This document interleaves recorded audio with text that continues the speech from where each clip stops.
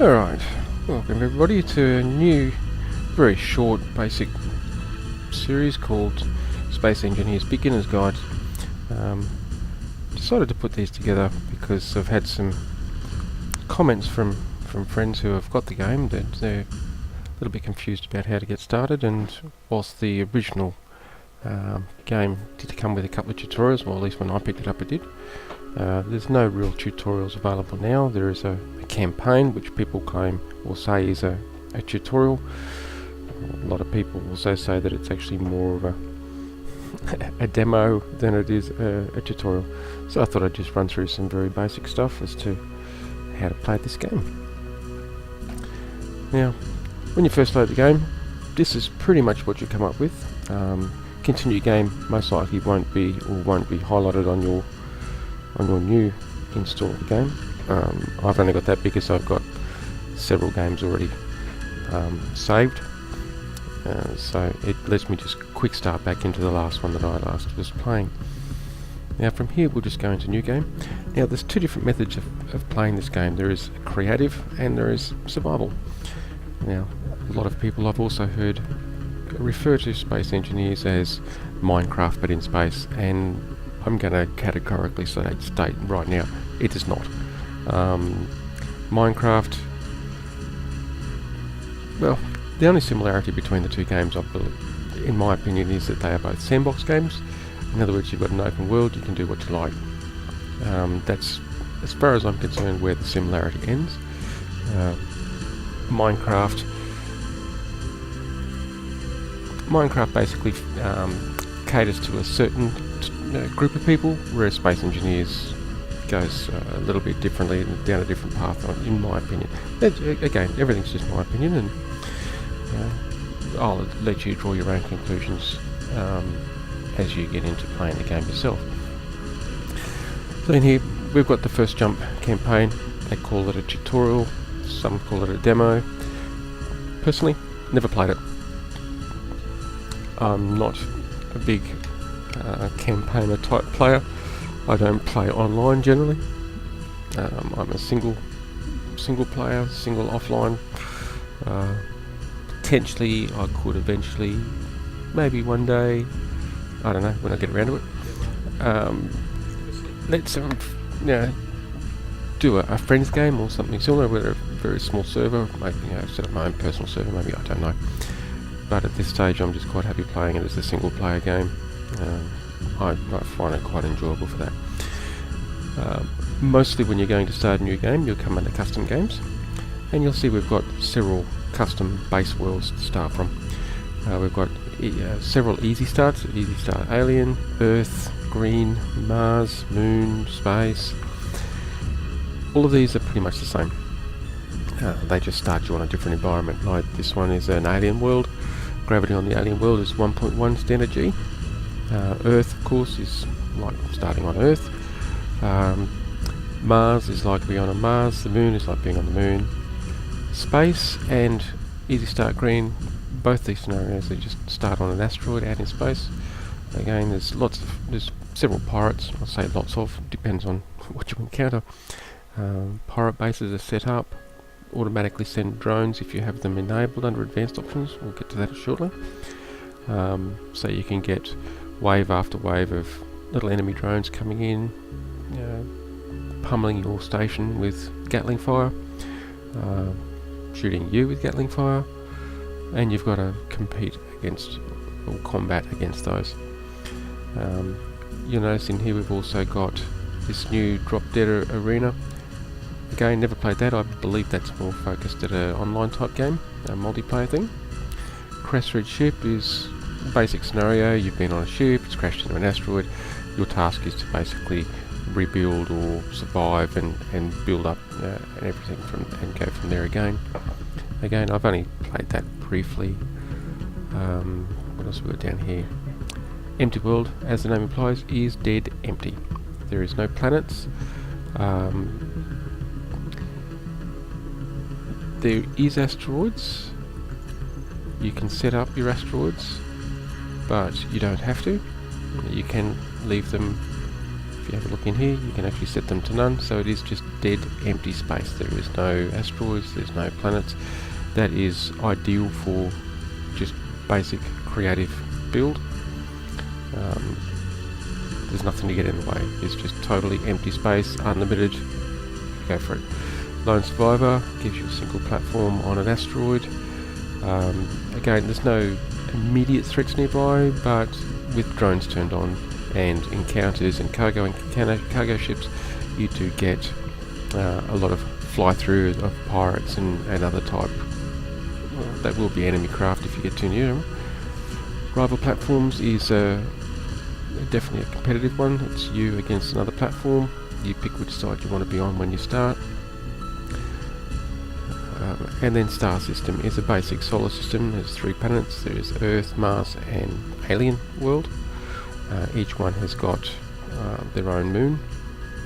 And they're quite some distance apart. I think the furthest one is about 4,000 kilometers, I think, if I remember correctly, away from the Earth start. So it's quite a big space to work with. Then you've got all the asteroids and everything in between to help you along your way. Now if we look over here, we can see we can actually choose creative or survival game. Don't be too concerned about these. What I mean by that is you can change them at any time. It's not like your game is locked into only a creative game if you create it initially as creative, and it's not like your game is only a survival game if you created survival initially. You can start out in creative, build up a bit and think, hang on, I want to give it a go, making my way slowly and surviving with what I've now created. So you can come in here, you can edit your settings, you can change it over to survival game, and now everything works exactly as if it's just a normal survival game. Likewise, if you start out survival and you think, hey, this is getting a bit tough, I'm getting tired of having to build everything slowly, there's my welder, I want to be able to just click and place, you can come in, change it over to a creative game, and off you go. You can just build to your heart's content. Sound mode. I personally like realistic sounds, but you can leave it very arcadey type sounds. Choice is purely up to yourself. Online mode. Offline is, as the game implies, it's just you only. Offline, you can play it at any time. You don't need to be connected to the internet, etc. Private, pretty much again, it's still just you, but it's technically still an online game, but only you play it. Friends, well, only your Steam friends can join in, not anybody else. So if you want to play just privately with a couple of mates who are friends on Steam, you play a friend's game and then they can join your server. Or it's not your server, you actually all join a singular world. And then public, of course, is any person on Steam whatsoever can come along and join. That can be a bit problematic, but like I said, I don't play online generally. I like offline mode. Hostility environment, or environment hostility. This basically just controls, from my experience, just controls the amount of meteors you get each meteor storm. Safe means you get none. There are no meteor storms whatsoever. You don't have rocks raining down on you from the sky. No threat there. A lot of fun. Don't have chances of your base getting shot up, meteored up. Normal can be okay. I find it can be a little annoying on several of my survival games when I run under a normal hostility environment. I've had 3 different waves of meteors come in the space of 2 minutes. So it doesn't control the frequency of the meteor storms, just how many meteors there are each time, which is only about 5 or 6. But they can come very, very frequently. And as you go up Cataclysm and Armageddon, that is, from what I have seen in my own experience, is just the number of meteors. As you go higher, there is more of them, so your defences got less likelihood of being able to eliminate them all, more of them get through to the ground, more chance of damage and so on. I'm not sure whether this also controls or has an effect on the other hostilities within the environment, namely spiders and wolves. only because I do not generally play with those. I turn them off. I find them unrealistic and annoying. There's nothing worse than having what looks like a standard organic wolf run up to your base and start chewing on the metal of your base and ripping your base apart. It doesn't seem very realistic to me, so I turn them off. I don't like them. You may find them different. You might enjoy them that way. I know some people have swapped out and put in space zombies, look like dead space engineers running up and start attacking your base. Probably a little bit more realistic than it is wolves. And when they were cyberhounds, robotic dogs, I did play them with cyberhounds turned on. That was quite realistic, in my opinion. They're machines, so they're going to be running up trying to tear your base apart. Block limits. Use recommended block limits. Block limits, which we can see under advanced, maximum objects, is the number of individual floating objects it will allow in the world before it will start removing them. My system is quite a beefy sort of system, so I usually turn those off. It does give you a warning, but I usually turn those off because I find that I don't need them. No, I don't want empty world. Cancel that. I'm actually going to go into system. Alright, so yeah, block limits. We'll turn block limits off. We'll put it into a creative mode game. Auto saves. A lot of debate on this. Every 5 minutes it saves. You can control the number of saves that there are. A lot of people recommend turning auto save off because their experience is that they have a big crash, something blows up, and 2 seconds after that happens, the game auto saves. So you can't go back to the last save and try again.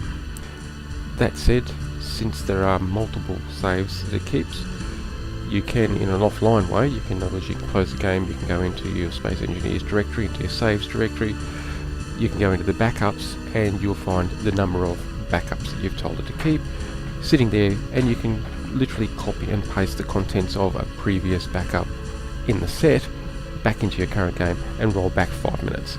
A little bit more inconvenient, you can't just do a quick load up, but I find it's quite advantageous to leave them on for myself.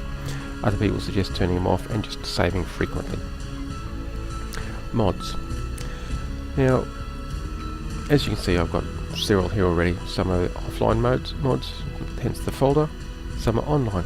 These are from the workshop. Mods are customizations. They allow for changes to basic gameplay, additional items and objects. In some cases, you can see I've got a lot of additional planets that I can actually add into the game.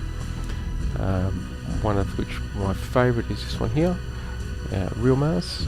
It is actually it's on the workshop. I decided to unpack it and just run it locally. It is taken to, I believe it's topographical information and texture information from the current Mars rover projects, and is actually built, in my opinion, probably the most realistic version of Mars that you can put into your game. I really like the ambience and the environment, so I actually run that one when I'm setting up a custom game. And I want Mars in it, and I don't want the standard Space Engineers Mars. But there's lots of other things on the workshop as well. Small hydrogen tanks, you can see I've got a few here. Beam me up, Scotty. Star Trek type transporter. This one is actually just an example that was put out for the changes to the HUD design, to show how you can colour the HUD up and have different settings nice and coloured. I actually do like that one, so I'm going to put that one in. I also have another one here, this one, no bloom. I find that the text on LCD screens is overbloomed. It's got so much glaring overspray of colour on the text. It's very hard on the eyes, in my opinion. I feel like almost squinting at my screen every time I look at an LCD screen. So I run a no bloom mod, which reduces that back to very manageable type levels. And I also run a speed mod. These are custom speed mods. The AAA one is an extreme speed mod. Small ship grids, small ships, I've got set to run at up to 750 meters a second, and large grids, large ships, I actually have set to run up to 1,000 meters a second, which I feel is much more realistic in a space environment compared to the standard game setting of 100 meters per second. With the recent changes to the physics and so on, that tends to bug out when you hit 250 to 260 meters a second. Physics has a little hissy fit, and your ship will become uncontrollable. Well, not uncontrollable, just very difficult to control until you can get it up to over 300, 350 meters a second, and then it seems to settle back down again. That's caused many a ship to go crashing, so I've created a new version. This one here has got small grids limited to 200 meters a second and large grids limited to 225. It's better than the basic game. Not as fast as it should be for a space game. I mean, 200 meters a second is all really not all that fast. Most even current spacecraft exceed that speed when they're launching from the planet to get into orbit. They already exceed the limits this game's put in place. So once you get out in space, where you can turn your inertial dampeners off and just accelerate in a direction, you're definitely going to exceed 100 meters per second. But they're the three basic mods that I generally run with, unless I'm wanting to build custom systems, and I'll use some of these other ones as well. But again, your gameplay will vary. You'll set it up as your own preference. You can browse the workshop straight from here. I generally browse the workshop through my browser and subscribe to the mods that I like, and then they'll show up here. Under world generation, I've got a nice system, so I actually run it at high density, or in the pop-up they call it extreme high density. High density is what they call extreme. And flora density, that's for on planets. I find leaving it medium is pretty good. Anything more than that is a little bit overkill. Now, under advanced options, under a creative game, you can still world, you can still grind. As the need arises, worlding, I find that's handy if you've switched over from a survival game and you've got part built blocks. That lets you then build them the rest of the way with no additional resource cost. Grinding, sometimes if you're setting up a scenario, you want to only have partial blocks, so you can actually grind your completed blocks down through some of their build stages to give that constructed look. And this controls how fast or slow your welders and grinders actually operate. We'll leave them at 2 at this stage. Inventory size, assembler efficiency, and refinery speeds.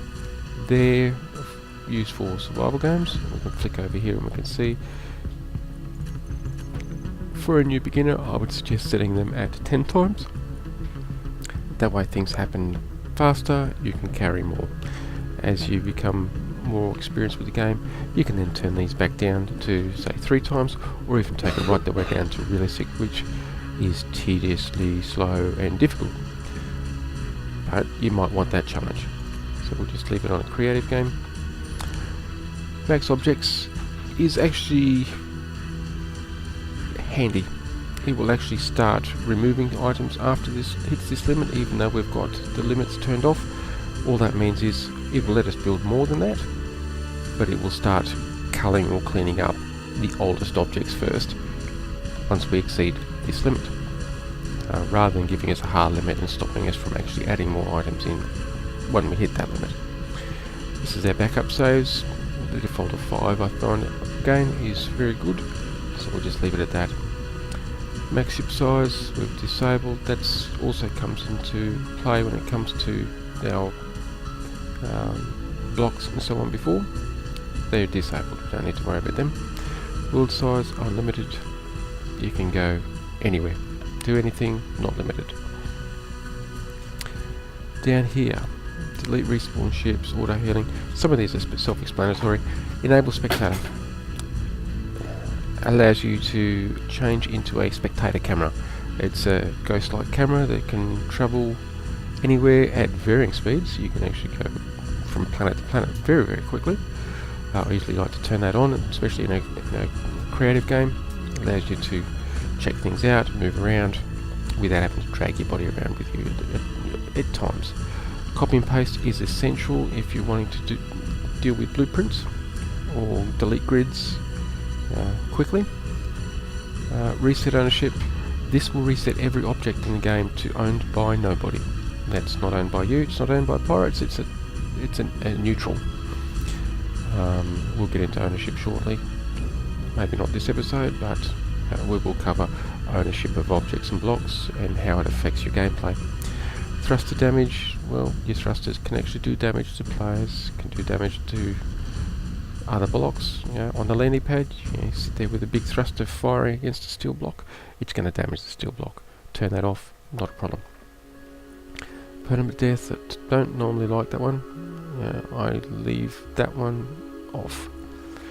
Weapons, well, you start with weapons. If you die, when you come back, when you respawn, you've got weapons again. Destructible blocks, like I said, some of these are self-explanatory. Cargo ships, they're random NPCs that fly through the game. They get randomly generated.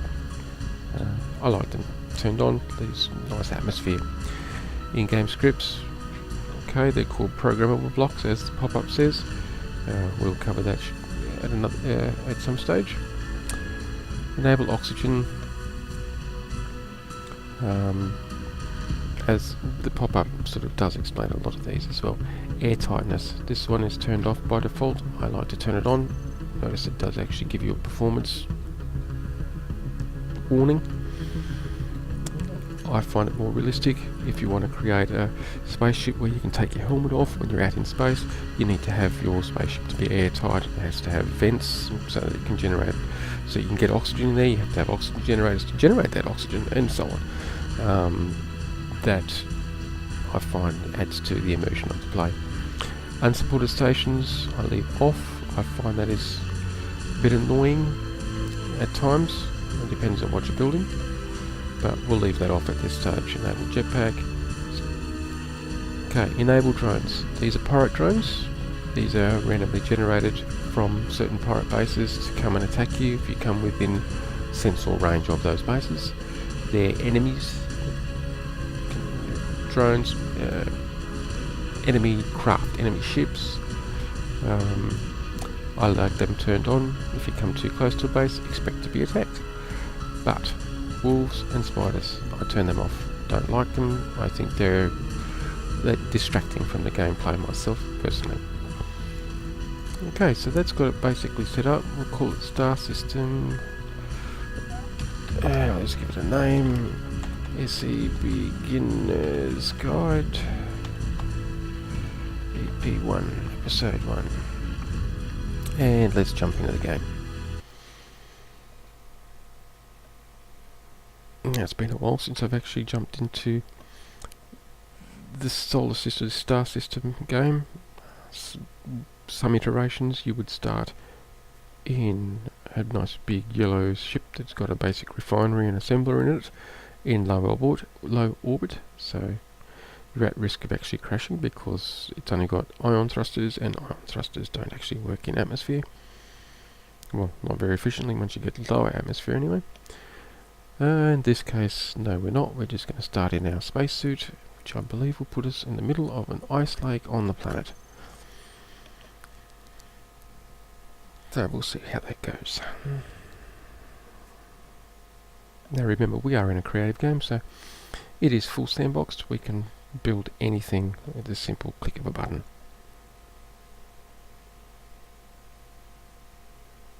Just wait for it to load.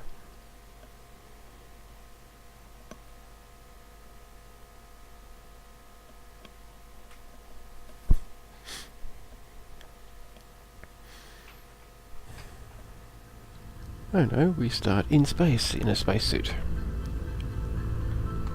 Now, I've actually got all the tooltips and everything turned back on. I don't normally run them turned on because I'm experienced playing this game, but I've turned them back on because that's how a basic new install game comes. Hence the press F1 for help, press G to configure toolbar. Oh, where are we? Oh no, we are on the planet. We just on our side. Okay, now I'm moving around. I'm in flight. Obviously, my jetpack is turned on. If we have a look over on the left of our screen of our display, let me just... Yeah, no, that doesn't bring it up. Over on the left of our screen, down the bottom there, we've got 4 icons at the top with J, X, O and L above them. J is our helmet. We can take our helmet off, put our helmet on, and if we have a look in third person, we'll just come in here, we've got our helmet on, we've got our helmet off, as you can see. L is our lights, so we turn our lights on, turn our lights off. Oh, let's open our helmet, there we go.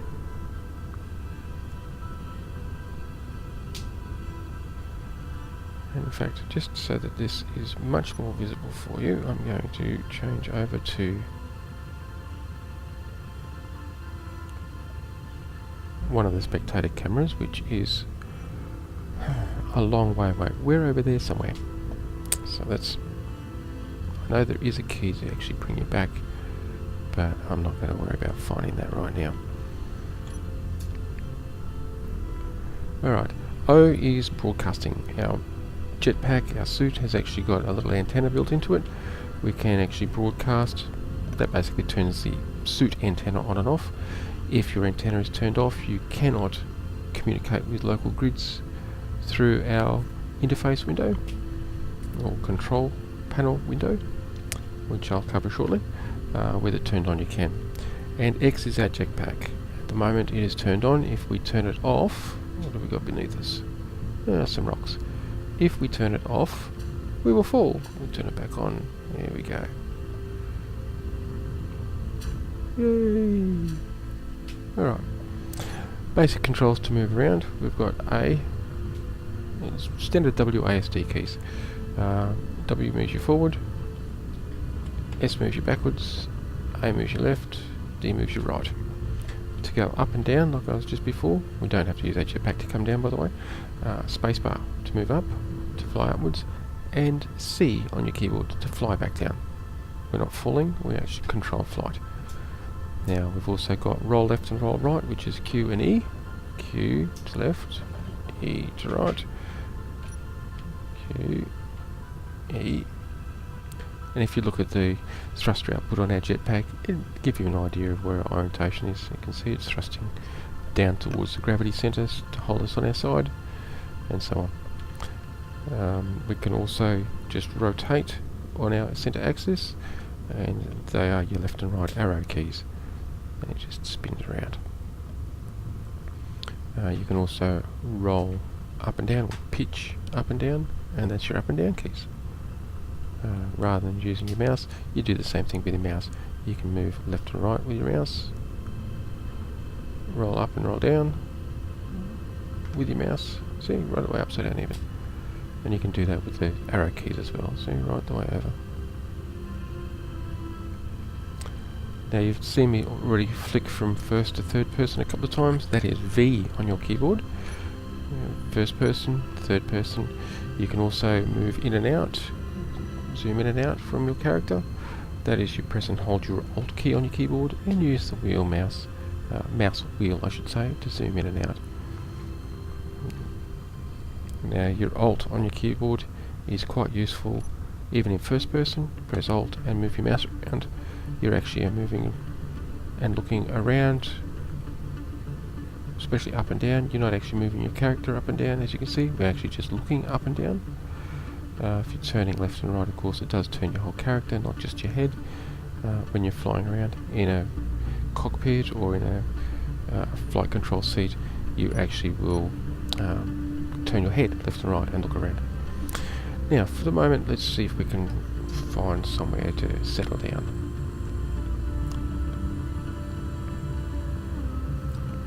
Yeah, it'd probably be advantageous to find some ice. Ice is very useful for oxygen production as well as for hydrogen production, and more so in a survival game, but I like to build my creative games as if they were a survival game. So if I'm going to create an airtight environment, I will set up oxygen generators I will set up airtight environments. If I want to build a craft that's got hydrogen thrusters, I will put in the relevant hydrogen tanks and exactly as so you could flick it over to a survival game at any time and would still all function correctly. Now I'm just gaining some elevation here so I can get a better lay of the land and see if I can find ourselves a nice ice lake. There is one over there. So we're going to make our way over there. Now if you have a look down on the left hand side again and on our HUD, we've got our 4 different coloured bars. Plus is our health. O2 is oxygen, of course. The little lightning bolt is how much energy we've got. Our suit has got batteries. Those batteries run our lights. It runs any of our tools if we use them. Our welders, our grinders, our drill rig, our drilling tool, all run off that battery, and that gives you an idea of how much power your suit has still got. When it depletes to 0, those things no longer function. You have to go and recharge your suit. And the fourth one there is H2 or hydrogen. That is used for our jetpack in a survival game. Flying around like this in a survival game uses hydrogen, and once that reaches 0, if you're carrying hydrogen tanks, it will top them back up from the hydrogen tank and you can keep flying. If those tanks run empty or you have no tanks with you and that gauge there hit 0, you will fall from the sky and inevitably probably die. Depending on how high you are from the ground, it's not a good thing to run out of hydrogen if you're flying around. Now you do make use of a lot more hydrogen on a planet because you're fighting against gravity. When you're in space you actually don't use hydrogen all that fast. Alright, now I've just turned my jetpack off. As you can see, the X, the icon's dulled out, gone dull now, so our jetpack is turned off. See, no thrusters coming on front and back. Alright, this is a good a place as any to start, I think, to start a base. Now, you can see our toolbar has already got some basic items set up. Now these items are tailored towards building a craft. Looking at that, I'm not sure what type of craft they're expecting you to build, because the door, just number 9 there, I believe only is valid for large grids. The wheels, 8, that's large and small. Well, in fact, everything else there can be used on large or small grids. Difference being, small grids are used for things like small ships, small flyers, small cars. Although I find cars better, or wheeled vehicles are better with the larger grids, but small runabout craft, mining craft, small grids, bases, big ships, interplanetary ships, etc. are usually best on a big grid. They've got the range, whereas a small ship really doesn't have the range. Now, I'm going to customize or change these toolbars, and you'll notice below all those icons there's also a row of numbers, 1 through 9. Each of the icons has got a number above it, 1 through 0. 0 removes any item you're currently building or holding in your hand. The relevant numbers pick up or start building with that. For example, number 1 is a standard square block. Now I'm zooming this in and out by pressing my control key down and using the wheel on my mouse.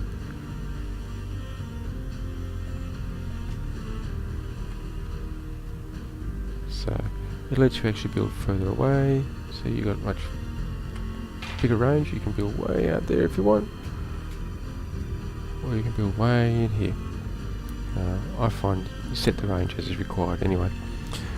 Our number 2, same sort of block, but it's a heavy armor block. The components are all listed on the right hand side, and the icon up the top right hand corner shows you that your home key, end key, delete key, page down key, insert and page up rotate this block in certain directions. For example, if we press home, it rotates that way, and it constantly updates to show how the what your different buttons are going to do with the block. The delete key, you notice, will rotate it that way. Page down, rotate it back the other way, and so on. As you get familiar with the game and the orientation of your block and what keys do what, you can actually turn those off. You don't need to worry about them as much after that. 3 is a standard cockpit. This is a small ship or a large ship cockpit. This is the only actual enclosed cockpit that actually go on both grids.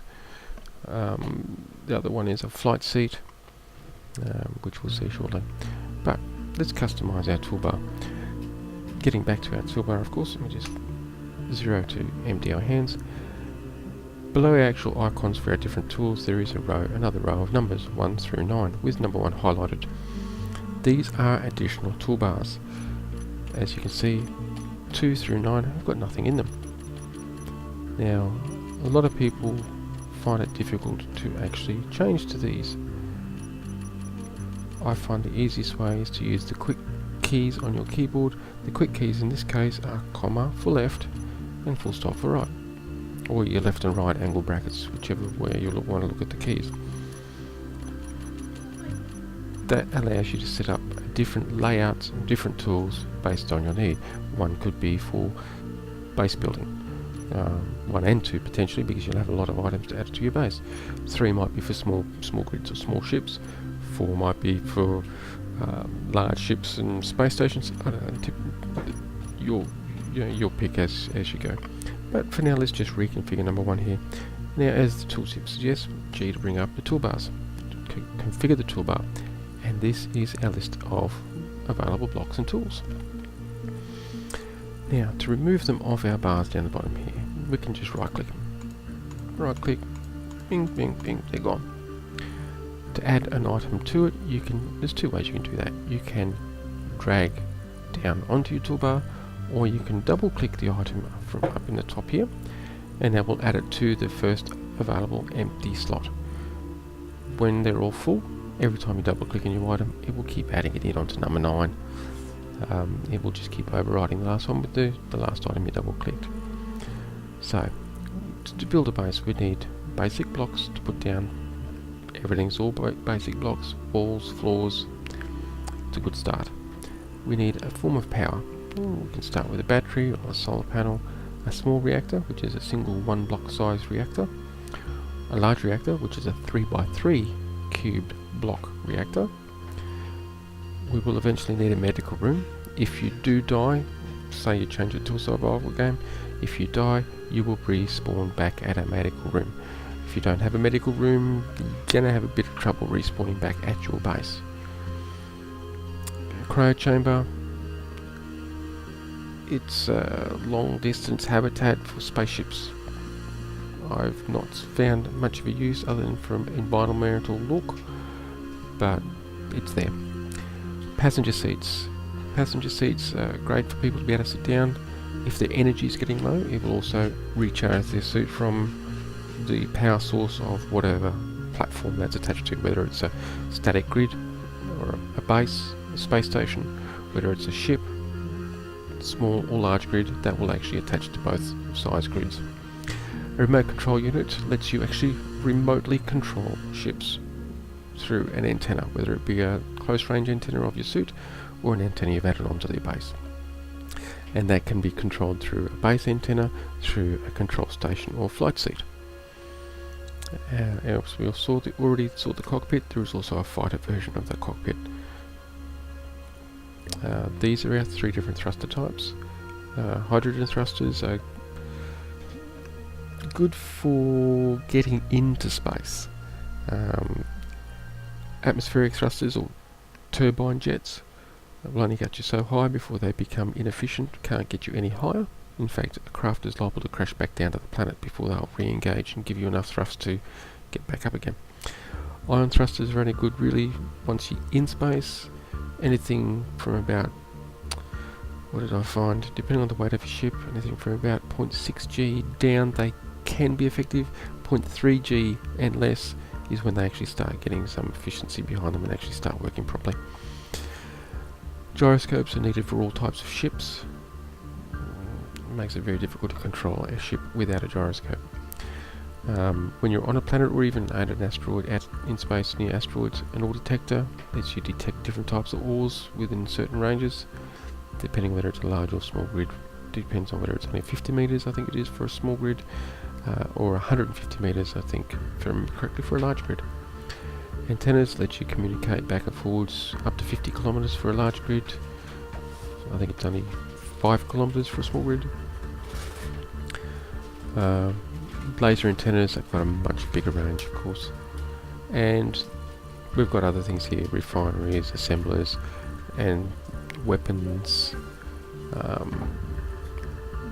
blast doors, standard doors, hangar doors, stairs, grills, vents, passages. But we're going to build a basic platform, so we'll start with the light armor. We don't need to be overly protected at this stage. There's no threats that we're going to be worried about.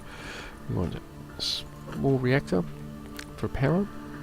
We'll get some doors, so we can put some doors in, and we'll start with that for now. Okay, so 1, and we simply start clicking, and we can build whatever design we like. Now, as you saw, it's not attaching. If we press our control key and wheel our mouse out a bit further, all of a sudden it increases the range at which it will actually snap to other blocks. So our range at the moment that we'll snap to is, there we go. We can't snap any further, but we can scroll it out further. So we don't need that far. We'll come back to about there somewhere. We're probably going to be within that range to actually build. And jetpack, let me have a look around. So that's a 3x3. I find it very helpful to work in odd numbers. That way you've got a single block center. So let's go a 5x5.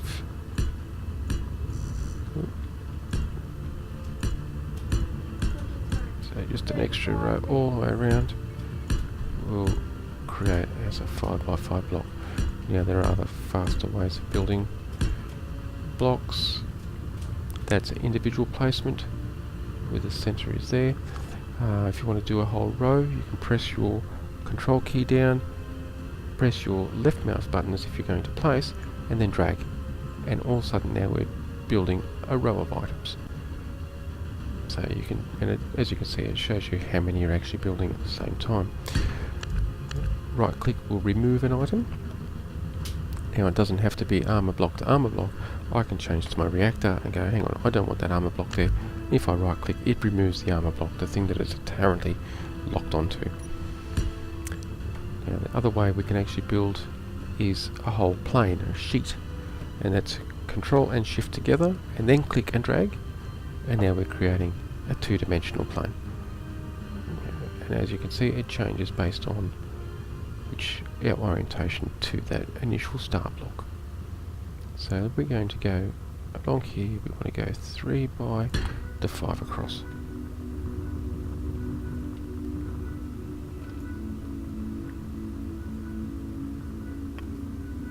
Three, 4 is 12, that's right.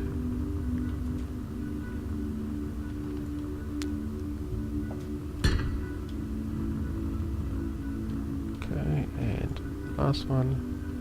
Now, our orientation was wrong. If we just move across a little bit, we can fix it up. There we go. And we'll put a roof on it. Alright, now we've created a cube. It's hollow inside, but there's no way in. So we need to actually put a door in one of these sides, don't we? So I'm not going to put it in the center, I'll just pick to one side. There we go, just knock a hole in there. And we've got a basic room. Now, our square block, if you notice on our toolbar, has got a plus sign next to it.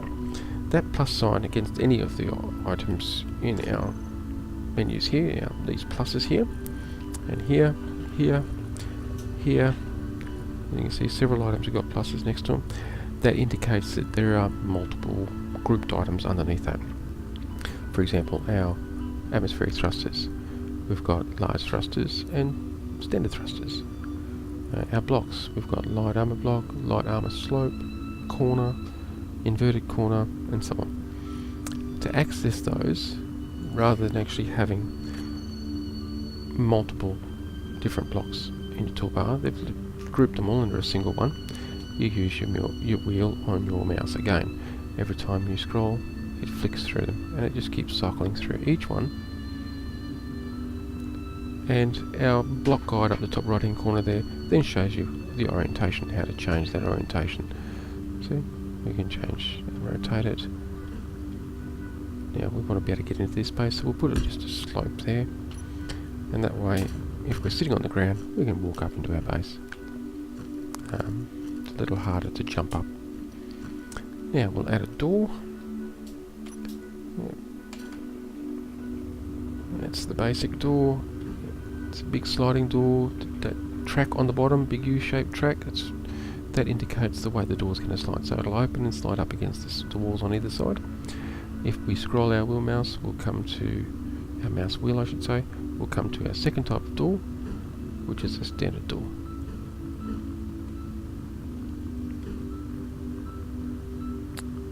I think we'll go with that one.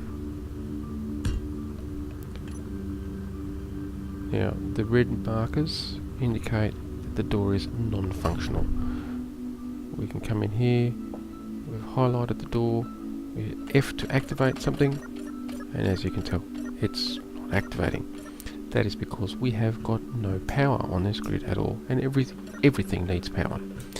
So, we'll take our reactor. There it is. Let's just rotate it. There's two panels.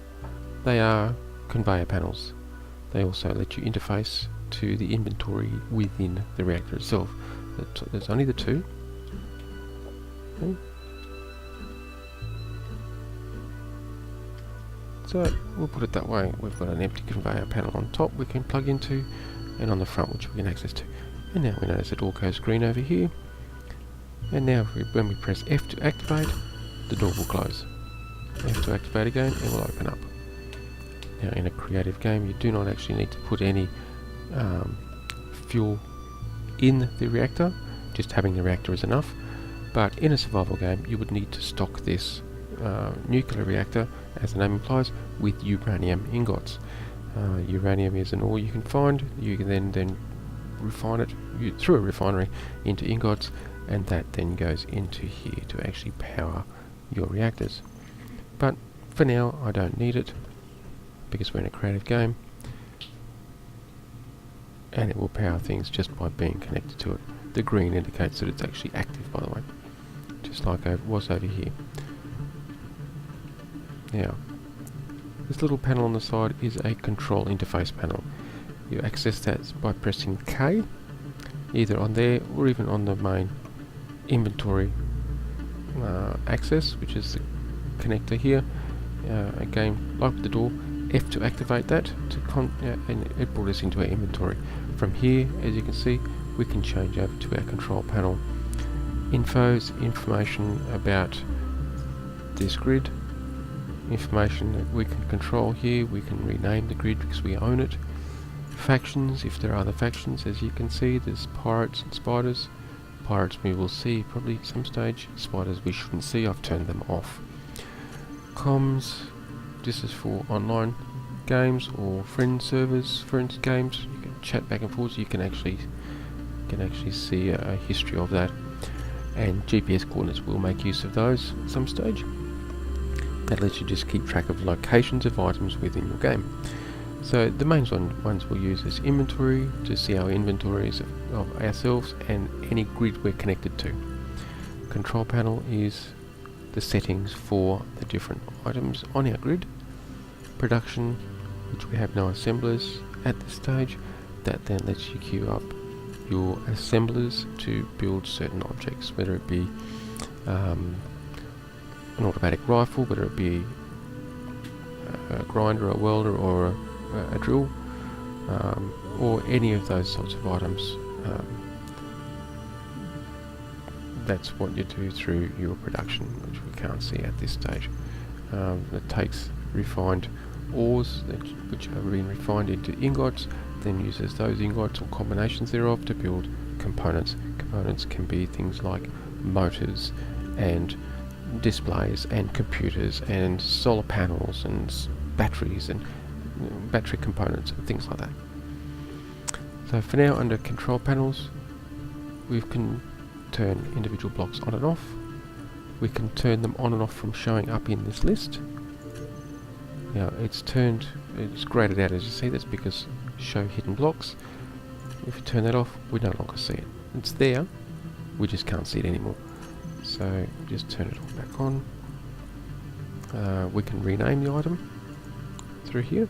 Sliding door, our first door. And it's not out, although it is the door to get out, but it is our. Now that's just aesthetic. It can be used for scripts later, if you need to know a specific name of an item. Excuse me. Pardon. Use conveyor system. You can tell your reactor to automatically pull its ingots from the conveyors that are attached, or you can turn it off and it will just be happy with what you give it, and it won't pull any additional. So if it runs out, it runs out. Turning this on, it will keep drawing until it reaches its maximum capacity based on the inventory. And if you don't have enough ingots for that, it can actually drain any supply of ingots you may have. You might not want them all in a small reactor, you might be saving them up for a large reactor or something like that. Block group, we'll get into that later when you've got multiples of items. I like to actually group them all together under a single name and then hide the individuals so that we don't see them, but we do see the group name. This just helps keep our control panel nice and clean. But for now, that's just a basic block room with a reactor and a door. And I'm going to leave this episode there. It's actually gone a little bit longer than I wanted to for our first one. I have covered a lot. Feel free to go back and rewatch certain parts of it if I'm not quite clear if I covered it too quickly. And next episode we'll pick up from here and we'll see more about what we can do, and I'll try and explain it and show its usefulness at least. So thank you for watching, and I'll see you next time.